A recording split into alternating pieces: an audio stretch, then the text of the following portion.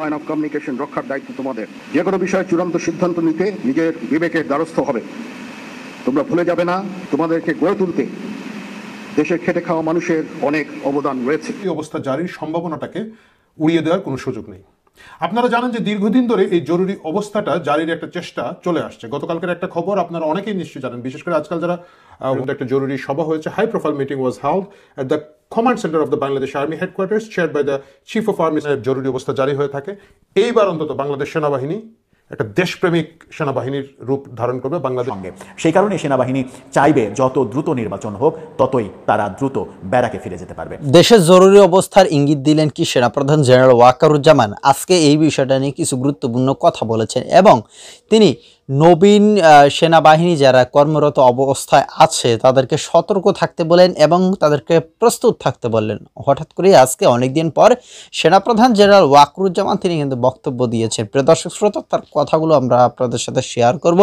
সেই সাথে বাংলাদেশে জরুরি অবস্থার দরকার আছে কিনা এবং জরুরি অবস্থা হলেও সেটা কবে হচ্ছে, চলেন মূল ভিডিওতে আমরা দেখে আসি। আশা করছি যে ভিডিওটা আপনারা না টেনে শুরু থেকে শেষ পর্যন্ত দেখবেন এবং ভিডিও শেষে আপনাদের মতামত কমেন্টে লিখবেন যে বাংলাদেশের বর্তমানে জরুরি অবস্থার কোনো দরকার আছে কিনা। দুপুর 12:50 থেকে 3:05 পর্যন্ত একটা জরুরি সভা হয়েছে। High profile meeting was held at the command center of the Bangladesh army headquarters, chaired by the chief of army mister general Wakeruzzaman. এই খবরটি আমি জানি যে হোয়াটসঅ্যাপ এবং অন্যান্য সূত্রে আপনারা ইতিমধ্যেই জেনে গিয়েছেন এবং আমাদের আরও কিছু সতীর্থ ইউটিউব এবং ভিডিও ভিউ ব্যবসায়ীরা যারা আমার মতো ভিডিও ব্যবসার মধ্যে আছেন, যদিও ভাই আমার এত ব্যবসা হচ্ছে না, আপনারা আমাকে নিয়ে জেলা শহরের দরকার নেই, আমি ওই চেষ্টা করছিও না। যাই হোক, মূল কথার মধ্যে আসি।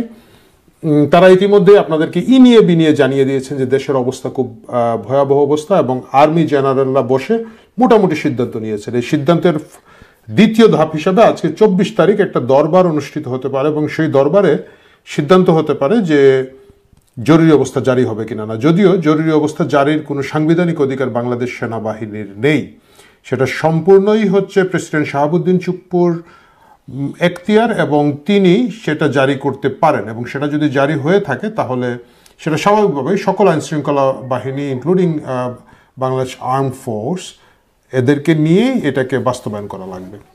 তো এটা নিয়ে আমরা দেখলাম যে কিছু লোক খুব উল্লসিত, খুবই আনন্দিত এবং যারা উল্লসিত এবং আনন্দিত তাদের একটা বড় অংশই আসলে আওয়ামী লীগের সমর্থক। আমরা আজকে আলোচনা করব আসলে এটা উল্লসিত হওয়ার মতো কোনো খবর কিনা, প্রথমে হচ্ছে এটা কোনো সম্ভাবনা আছে কিনা, দ্বিতীয় হচ্ছে এটা উল্লসিত হওয়ার মতো খবর কিনা এবং উল্লসিত হয়ে থাকলে এটা আসলে কাদের জন্য উল্লসিত হওয়ার খবর। তার আগে আসুন আমরা ইংরেজিতে যে তথাকথিত সোর্স চারিদিকে এই খবরটা রটিয়ে বেড়াচ্ছেন সেটা থেকে কিছু পড়ি, যদি আপনারা কেউ এই খবরটা মিস করে থাকেন। সেখানে বলা হচ্ছে, the meeting was attended by in person by 5 lieutenant governors and several general officers command GOCs, while others joined virtually. Additionally, all directors of the Army headquarters, brigade commanders, and the GOCs of the 7th, 9th, 15th, and 60th Infantry Division from outside Dhaka were present in person. Blah blah blah. সকলে মিলেই তারা জরুরি অবস্থা বা state emergency যেটাকে বলে সেটা জারির একটা সম্ভাবনা দেখছেন। হতেই পারে। প্রথম কথা হচ্ছে, ভাই আমার নিজের কিন্তু আসলে এত সূত্র নাই, এত সোর্স নাই। আমি ঢাকা শহরে যার সাথে ধাক্কা খাই বা এই যে লন্ডনে আমি যার সাথে ধাক্কা খাই দেখি প্রত্যেকেরই সেনাবাহিনীতে একটা করে সোর্স আছে। মানে বাংলাদেশের সেনাবাহিনীতে এত সেনা নাই আমাদের সকলের যত সোর্স আছে, আমার নাই। হ্যাঁ, এটা স্বীকার করছি যে যেহেতু আমি একটা সময় বিএম এর সাথে বা আর্মিতে জয়েন করার একটা প্রক্রিয়ার মধ্যে ছিলাম, আমার কিছু বন্ধু বান্ধব আছেন তারা বিভিন্ন জায়গায় আছেন, আমি জীবনেও তাদেরকে এটা নিয়ে কোনোদিন টেলিফোন করি না, যোগাযোগ রাখি না। কারণ হচ্ছে ভাই গরিবের পোলাপান চাকরি করে খাচ্ছে, খামোখা আমি এখানের মধ্যে ভাই কি খবর, দোস্ত কি খবর, বন্ধু কি খবর এইসব বলে টলে ওদের চাকরিকে আমি রিস্কে পাঠানোর কিছু নাই। সো আমার কাছে কোনো সোর্স নাই, কিন্তু আমার কাছে অন্যান্য লক্ষণ বিচারের একটা সম্ভাবনা আছে। প্রথম কথা হচ্ছে, জরুরি অবস্থা জারির অবস্থা কি দেশে আছে? অবশ্যই আছে। ডক্টর ইউনূসের সরকারের মতো এত ব্যর্থ সরকার বাংলাদেশের ইতিহাসে কোনোদিন আগেও আসে নাই, ভবিষ্যতে আসবে না।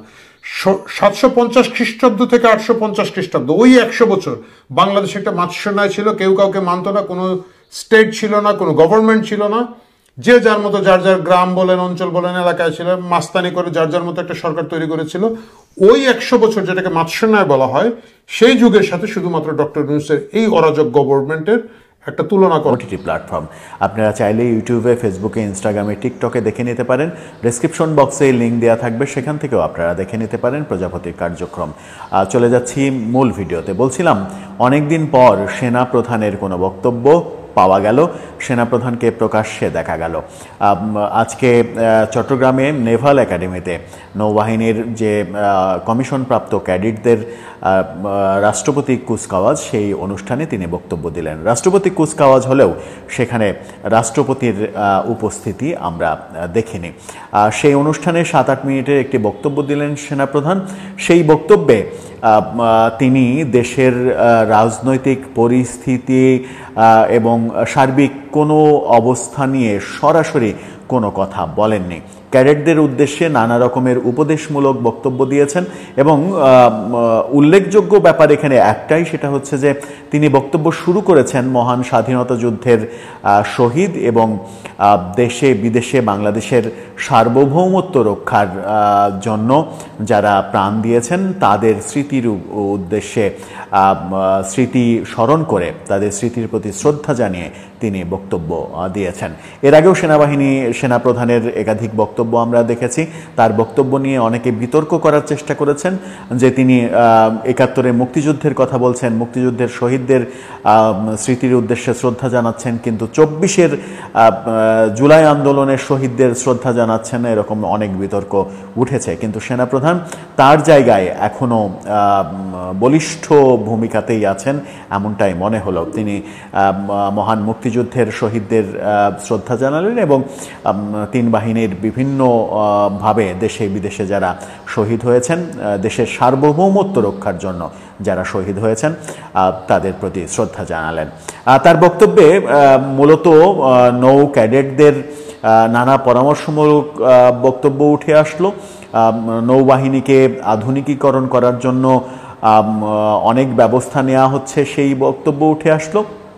কিন্তু অনেকের প্রত্যাশা অনুযায়ী দেশের সার্বিক পরিস্থিতি নিয়ে একটি কথাও আসেনি, স্বাভাবিকভাবে আসার কথাও নয়। অন্য একটা বাহিনীর কুচকাওয়াজে তিনি গিয়েছেন, সেখানে দেশের রাজনীতি নিয়ে কেন কথা বলবেন এই প্রসঙ্গ তো আসেই। কিন্তু দেশে যখন অনেক কাণ্ড ঘটে যাচ্ছে, নির্বাচন নিয়ে সেনাপ্রধানের যে প্রত্যাশা, সেই প্রত্যাশা পূর্ণ হচ্ছে না। সেই প্রত্যাশার বাইরে গিয়ে প্রধান উপদেষ্টা এপ্রিলে নির্বাচনের কথা বলেছিলেন। এরপরে লন্ডন বৈঠকের পরে ফেব্রুয়ারিতে নির্বাচনের সম্ভাবনা অনেকে দেখছেন।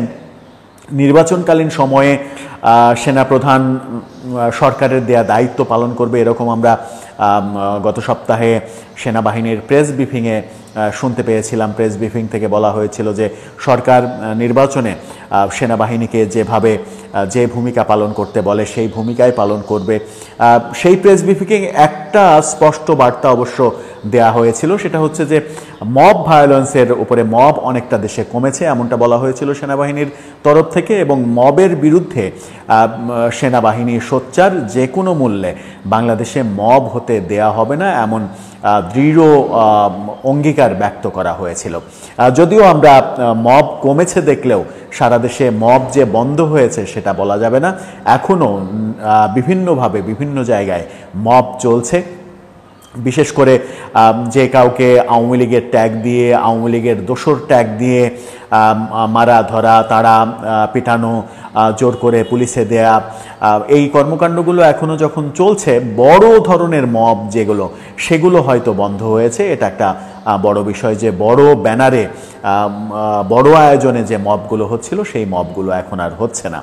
সেনাপ্রধানের বক্তব্য পাওয়া গেল, সেনাবাহিনীর প্রেস ব্রিফিংয়ের পরে সেনাপ্রধানকে প্রকাশ্যে পাওয়া গেল, কিন্তু সেনাপ্রধান সেই রাজনীতি কিংবা দেশের সার্বিক অবস্থা নিয়ে কোনো কথাই যখন বললেন না, তখন প্রশ্নটা আসেই যে নির্বাচন নিয়ে এক ধরনের সেনাবাহিনীর প্রত্যাশার বাইরে যখন সরকার অবস্থান করছে, তখন সেনাবাহিনীর কিংবা সেনাপ্রধানের বক্তব্যটা আসলে কি? এর আগে গত সপ্তাহে আমরা দেখেছিলাম যে সেনাবাহিনীর নামে সেনাপ্রধান জেনারেল ওয়াকারকে আমার বেশ পছন্দ হয়। তিনি বেশ ভালো মনেরই মানুষ বলে মনে হয়। তিনি বেশ সুষ্ঠু শান্তভাবে তিনি কথাবার্তা বলেন। তো মাঝে মধ্যে হর হামেশা তিনি এমন কিছু কথা বলেন যেগুলো সোশ্যাল মিডিয়াতে ব্যাপক পরিমাণে ভাইরাল হয়ে যায়। তার জন্য খুব আফসোস হচ্ছে এবং মায়া হচ্ছে। কেন এই কথা বলছি? দেখেন, নির্বাচিত সরকার আসলেই তাকে কিন্তু সরিয়ে ফেলবে এখানে, অথচ তিনি যে ভূমিকা রেখেছেন বাংলাদেশে এই যে প্রধানমন্ত্রী, সাবেক প্রধানমন্ত্রী শেখ হাসিনা তার চলে যাওয়ার ঠিক সময় তিনি যে ভূমিকা রেখেছেন, এতে কিন্তু আওয়ামী লীগও বেঁচে গেছে, দেশও স্বাধীন হয়েছে, বাংলাদেশের সাধারণ পাবলিকও কিন্তু খুশি হয়েছে। সেনাবাহিনীকে কিন্তু স্যালুট করে, যেটা করেছে সেনাবাহিনী সেটা কেউ ভুলতে পারবে না। তো যাই হোক, যদি এই নির্বাচনের আগ মুহূর্তে যে কোনো কিছু ঘটে যায়, তখন কিন্তু সেনাপ্রধান জেনারেল ওয়াকার জরুরি অবস্থা তিনি জারি করলেও করতে পারে। তো যাই হোক, আজকের এই ভিডিও সম্পর্কে মন্তব্য কমেন্টে লিখবেন, ভিডিওটি শেয়ার করবেন। আপনাদের অনুরোধ করি আপনারা ভিডিওটি শেয়ার করবেন এবং মতামত